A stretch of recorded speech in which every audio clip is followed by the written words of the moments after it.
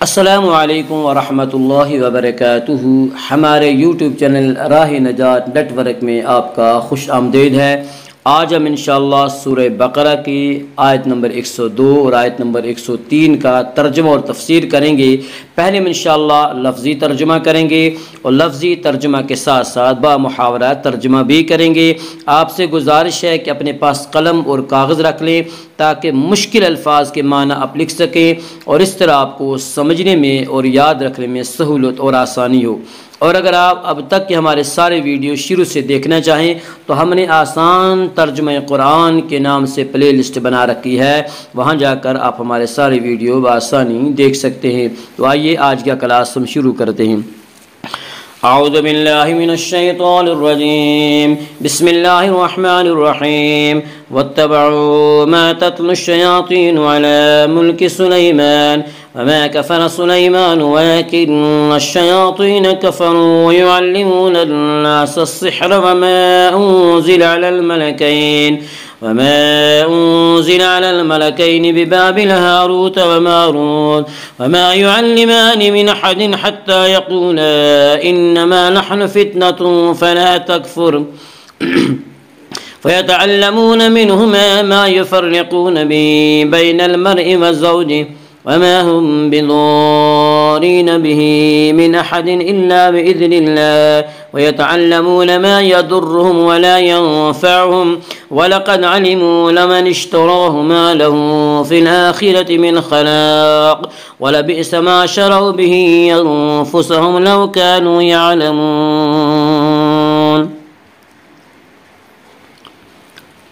واتبعوا، اور انہوں نے پیروی کی، ما تتلو جو پڑھتے تھے، الشیاطین شیاطین، علی میں ملک سلطنت بادشاہت، سلیمان، وما کفرا اور نہیں کفر کیا، سلیمان، ولیکن اور لیکن، الشیاطین شیاطین، کفروا کفر کیا، یعلمون وہ سکھاتے، الناس لوگ، السحر جادو، وما انزل اور جو نازل کیا گیا، علی پر، الملکین دو فرشتے، ببابل بابل میں، ہاروت وماروت اور ماروت، وما یعلمان اور وہ دونوں نہ سکھاتے، من احد کسی کو، حتیٰ یہاں تک، یقولا وہ دونوں کہہ دیتے، انما نحن ہم صرف، فتنۃ آزمائش، فلا تکفر پس نہ کفر کر تو، فیتعلمون سو وہ سیکھتے، منہما ان دونوں سے، ما جس سے، یفرقون وہ جدائی ڈالتے، بہی اس سے، بین درمیان، المر خامد و زوجہ اور اس کی بیوی، وما ہم اور نہیں وہ، بضارین نقصان پہنچانے والے، بہی اس سے، من احد کسی کو، الا مگر، باذن اللہ اللہ کا حکم، ویتعلمون اور وہ سیکھتے ہیں، ما یضرہم جو انہیں نقصان دے، ولا ینفعہم اور انہیں نفع نہ دے، وَلَقَدْ عَلِمُوا اور وہ جان چکے ہیں، لمن جس نے، اشتراہ یہ خریدا، ما نہیں، لہو اس کے لیے، فی الآخرت آخرت میں، من خلاق کوئی حصہ، وَلَبِئْسَ اور البتہ بہت برا، ما جو، شرو انہوں نے بیچ ڈالا، بہی اس سے، انفسہم اپنے آپ، لو کانوا کاش کی، یعلمون وہ جانتے۔ واتبعوا ما تتلو الشیاطین علی ملک سلیمان، اور یہ بنی اسرائیل ان منتروں کی پیروی کرنے لگے، ان منتروں کے پیچھے لگ گئے، ما تتلو الشیاطین جو شیطان پڑھا کرتے تھے علی ملک سلیمان، حضرت سلیمان علیہ السلام کے عہد حکومت میں۔ وما کفر سلیمان، حالانکہ حضرت سلیمان علیہ السلام نے کوئی کفر نہیں کیا، ولکن الشیاطین کفروا، بلکہ شیطانوں نے ہی کفر کیا، یعلمون الناس السحر، وہ سکھاتے تھے لوگوں کو جادو۔ وما انزل علی الملکین ببابل ہاروت و ماروت، نیز یہ بنی اسرائیل اس چیز کے پیچھے لگ گئے تھے جو شہر بابل میں ہاروت اور ماروت نامی دو فرشتوں پر نازل کی گئی تھی۔ وما يعلمان من احد حتى يقولا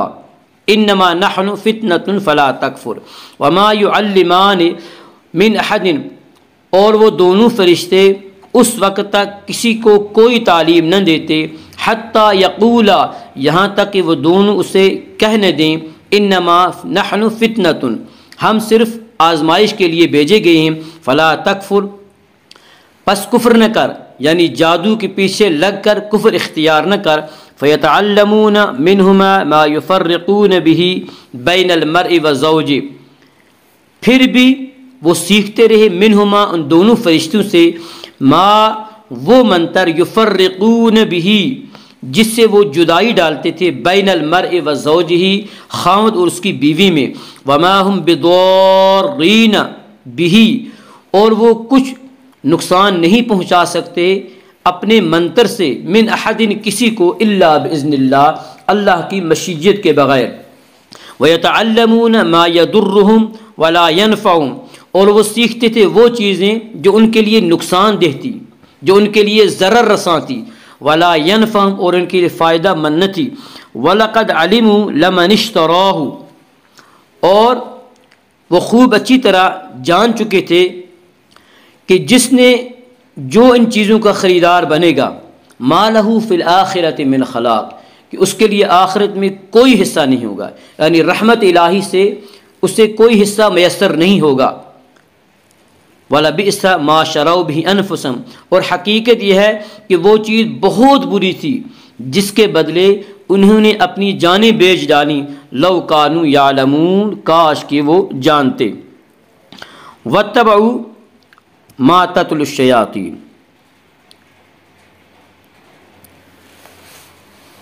ان آیات میں اللہ تبارک و تعالی نے یہودیوں کی ایک اور بدعملی کی طرف اشارہ فرمایا ہے، اور وہ یہ کہ جادو ٹونے کے پیچھے لگنا ناجائز تھا، بالخصوص اگر جادو میں شرکیہ کلمات منتر کے طور پر پڑھے جائیں تو ایسا جادو کفر کے مرادف ہے۔ حضرت سلیمان علیہ السلام کے زمانے میں کچھ شیاطین نے، جن میں انسان اور جنات دونوں شامل ہو سکتے ہیں، بعض یہودیوں کو یہ پٹی پڑھائی کہ حضرت سلیمان علیہ السلام کی سلطنت کا سارا راز جادو میں مضمر ہے، اور اگر تم جادو سیکھ لو گے تو تمہیں بھی حیرت انگیز اقتدار نصیب ہوگا۔ چنانچہ یہ لوگ جادو سیکھنے اور اس پر عمل کرنے میں لگ گئے، حالانکہ جادو پر عمل کرنا نہ صرف ناجائز تھا بلکہ اس کی بعض قسمیں کفر تک پہنچتی تھیں۔ دوسرا غضب ان یہودیوں نے یہ کیا کہ خود حضرت سلیمان علیہ السلام کو جادوگر قرار دے کر ان کے بارے میں یہ مشہور کر دیا کہ انہوں نے آخری عمر میں بتوں کو پوجنا شروع کر دیا تھا۔ ان کے بارے میں یہ جھوٹی داستانیں انہوں نے اپنی مقدس کتابوں میں شامل کر دیں، جو آج تک بائبل میں درج چلی آتی ہیں۔ چنانچہ بائبل کی کتاب سلاطین اول 11:1-21 میں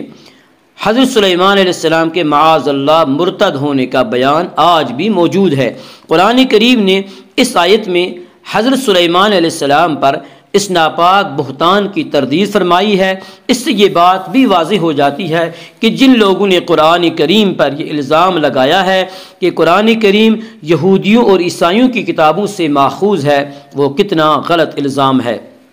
یہاں قرآن کریم صحیح الفاظ میں یہود و نصارہ کی کتابوں کی تردید کر رہا ہے۔ حقیقت تو یہ ہے کہ اللہ کے نبی صلی اللہ علیہ وسلم کے پاس ایسا کوئی ذریعہ نہیں تھا جس سے وہ یہ خود معلوم کر سکتے کہ یہودیوں کی کتابوں میں کیا لکھا ہے۔ اس بات کا علم آپ صلی اللہ علیہ وسلم کو وحی کے سوا کسی اور راستے سے نہیں ہو سکتا تھا۔ لہٰذا یہ آیت بذات خود آپ صلی اللہ علیہ وسلم کے صاحب وحی رسول ہونے کی واضح دلیل ہے کہ آپ نے نہ صرف یہ بتلایا کہ یہودیوں کی کتابوں میں حضرت سلیمان علیہ السلام پر کیا بہتان لگایا گیا ہے، بلکہ اس کی جم کر تردید بھی فرمائی۔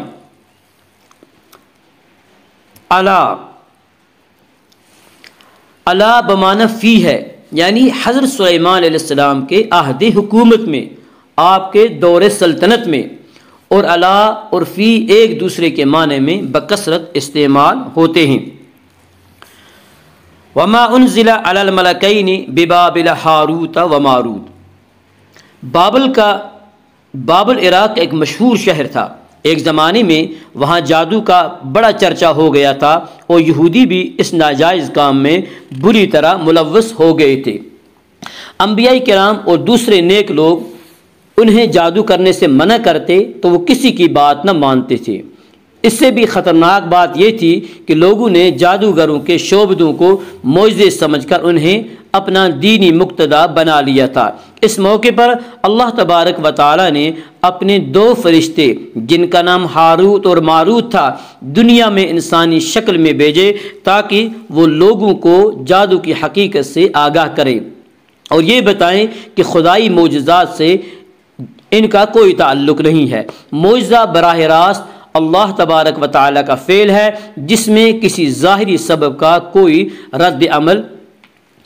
کوئی دخل نہیں ہوتا۔ اس کے برعکس جادو کے ذریعے جو کوئی شعبدہ دکھایا جاتا ہے وہ اسی عالم اسباب کا ایک حصہ ہے۔ یہ بات واضح کرنے کے لیے ان فرشتوں کو جادو کے مختلف طریقے بھی بتانے پڑتے تھے تاکہ یہ دکھایا جا سکے کہ کس طرح وہ سبب اور مسبب کے رشتے سے منسلک ہیں، لیکن جب وہ ان طریقوں کی تشریح کرتے یعنی جادو کے طریقے بتاتے تو ساتھ ساتھ فرشتے لوگوں کو متنبہ بھی کر دیتے تھے کہ یاد رکھو یہ طریقے ہم اس لیے نہیں بتا رہے ہیں کہ تم ان پر عمل کرنا شروع کر دو، بلکہ اس لیے بتا رہے ہیں کہ تم پر جادو اور معجزے کا فرق واضح ہو اور تم جادو سے پرہیز کرو۔ اس لحاظ سے ہمارا وجود تمہارے لیے ایک امتحان ہے کہ ہماری باتوں کو سمجھ کر تم جادو سے پرہیز کرتے ہو یا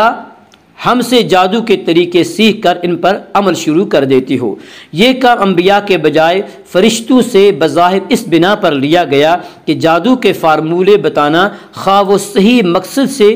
کیوں نہ ہوں انبیاء کرام کو زیب نہیں دیتا۔ اس کے برعکس فرشتے چونکہ غیر مکلف ہوتے ہیں اس لیے ان سے بہت سے تکوینی کام لیے جا سکتے ہیں۔ بہرحال نافرمان لوگوں نے ان فرشتوں کی طرف سے کہی ہوئی باتوں کو تو نظر انداز کر دیا اور ان کے بتائے ہوئے فارمولوں کو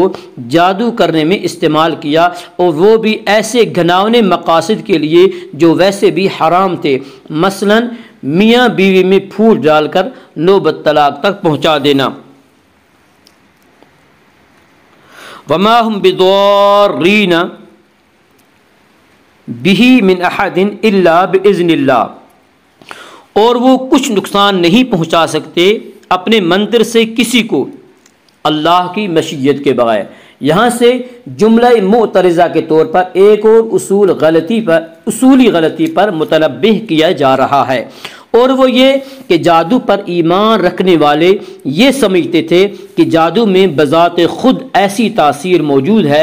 جس سے مطلوبہ نتیجہ خود بخود اللہ کے حکم کے بغیر برآمد ہو جاتا ہے، گویا اللہ چاہے یا نہ چاہے وہ نتیجہ پیدا ہو کر رہے گا۔ یہ عقیدہ بذات خود کفر تھا، اس لیے یہ واضح کر دیا گیا کہ دنیا کے دوسرے اسباب کی طرح جادو بھی محض ایک سبب ہے، اور دنیا میں کوئی سبب بھی اپنا مسبب یا نتیجہ اس وقت تک ظاہر نہیں کر سکتا جب تک اللہ کی مشیت اس کے ساتھ متعلق نہ ہو۔ کائنات کی کسی چیز میں بذات خود نہ کسی کو نفع پہنچانے کی طاقت ہے نہ نقصان پہنچانے کی، لہٰذا اگر کوئی ظالم کسی پر ظلم کرنا چاہتا ہے تو اللہ کی قدرت اور مشیت کے بغیر کچھ نہیں کر سکتا۔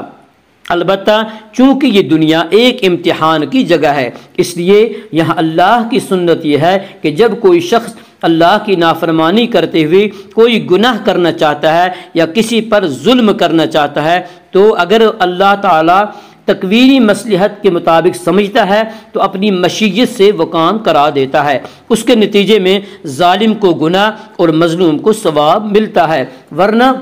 اگر اللہ تعالیٰ اس کام کی قدرت ہی نہ دے تو امتحان کیسے ہو؟ لہٰذا جتنے گناہ کے کام دنیا میں ہوتے ہیں وہ اللہ تعالیٰ ہی کی قدرت اور مشیت سے ہوتے ہیں، اگرچہ اللہ تعالیٰ کی رضامندی ان کاموں کو حاصل نہیں ہوتی، اور اللہ تعالیٰ کی مشیت اور اس کی رضامندی میں فرق یہی ہے کہ حیثیت اچھے برے ہر کام سے متعلق ہو سکتی ہے، مگر رضامندی صرف جائز اور ثواب کاموں سے ہی مخصوص ہے۔ لو کانوا یعلمون، کاش کہ وہ یہ جان لیتے۔ اس آیت کے شروع میں تو یہ کہا گیا کہ وہ یہ حقیقت جانتے ہیں کہ جو مشرکانہ جادوگر کا خریدار ہوگا